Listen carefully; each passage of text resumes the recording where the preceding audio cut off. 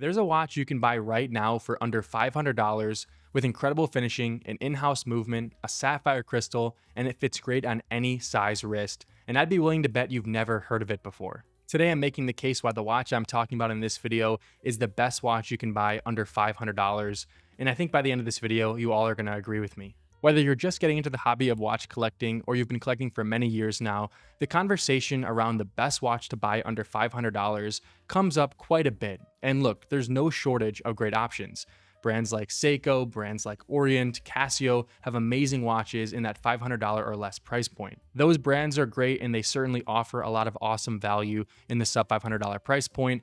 But today I want to talk about a brand and a particular watch from that brand that I think represents the ceiling of what you can get for $500 in the watch world, and that is the Citizen NB1050. Now, before I get into the details on the Citizen NB1050, I want to talk about another watch, a piece that is loved within the watch community, that is dearly missed, and that is the Seiko SARB lineup. If you've been in the watch community for any length of time, you've likely heard about the Seiko SARB lineup. In my opinion, it represented the best of what Seiko had to offer. An in-house movement, sapphire crystal, amazing finishing, awesome versatile dial colors. It really just was the best value watch that you could really buy from any brand in that sub $500 price point. It's spoken about legendarily and, it's dearly missed in the watch community today. As I just said, this watch was discontinued in 2019, and it feels like the watch community never really got over it, to the point where even today, the Seiko SARB lineup sells for regularly 2 times or 3 times sometimes the retail price that it originally sold for. So you're probably wondering, why am I bringing up the Seiko SARB in a video about a Citizen watch?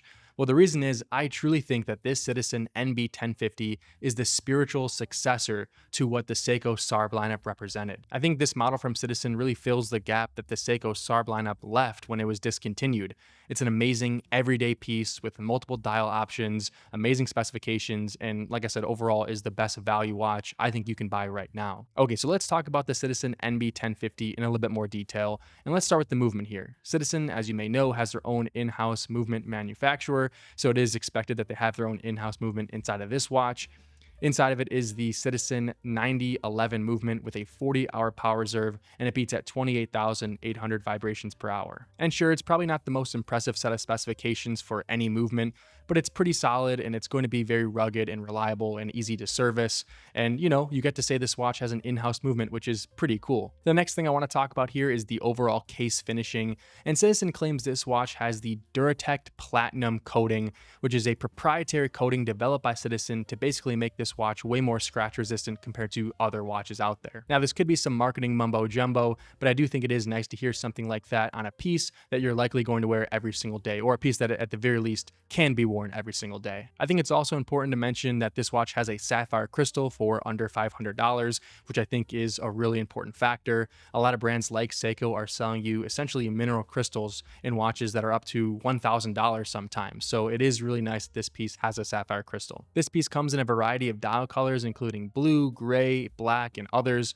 And I also think it's important to mention this has a 38mm case size, which I think personally is the best case size to fit any wrist out there. I think there's a reason why brands like Apple are making the Apple Watch in 38mm. It's just a perfect in-between size for any wrist out there. No matter who you are, I think that size will look perfect on your wrist. So let's talk about the elephant in the room. Why haven't you heard of this watch if it is such a good value and such an amazing piece?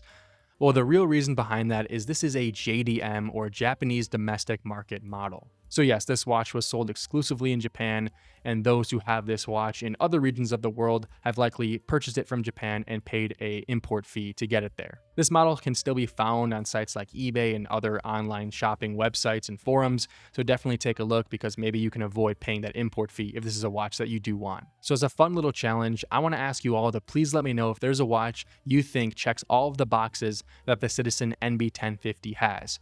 We need a watch that has 100 meters of water resistance, a case size that is versatile, an in-house movement, a scratch-resistant coating, a sapphire crystal, and a lot of dial options. If you can find me a watch like that, I'd be very impressed because I truly think that the Citizen NB1050 is a rare breed for under $500. And just to take it back to the original comparison here between the Citizen NB1050 and the Seiko SARB lineup, you can easily tell that this watch, the Citizen, is going to be significantly cheaper than buying a pre-owned version of the Seiko Seiko SARB lineup because it's just been too overhyped and it just costs too much money nowadays. Now listen, I understand. The fact that this is a JDM watch first and foremost already makes it so there's an extra couple layers to find a really good example of this piece, and that alone may actually turn you off from making this your next watch. And in addition to that, the Citizen in-house movement here, the 9011, isn't exactly the most sophisticated or special movement, so the fact that you can say it's in-house maybe doesn't mean a whole lot if the movement itself isn't super sophisticated or fancy in any way. But that being said, I still think the Citizen NB1050 is such an amazing value in the watch world today that I'm willing to overlook those potential downsides. So here's where I land on this whole thing. If someone called me tomorrow and said, I need a versatile everyday watch that's going to be reliable, that I'm going to be proud to wear every single day and will last me a long time, and I only have $500 to do so, I would put them in the direction of the Citizen NB1050. It's that simple. I truly think the Citizen NB1050 represents the best value everyday piece that you can buy for under $500. And I'm very curious if any of you guys have actually seen this watch in the flesh or owned it.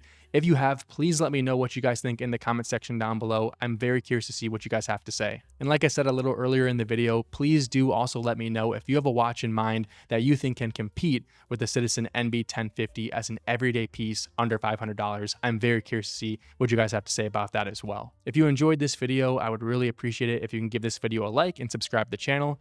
And I'll catch you guys in the next one. Thanks.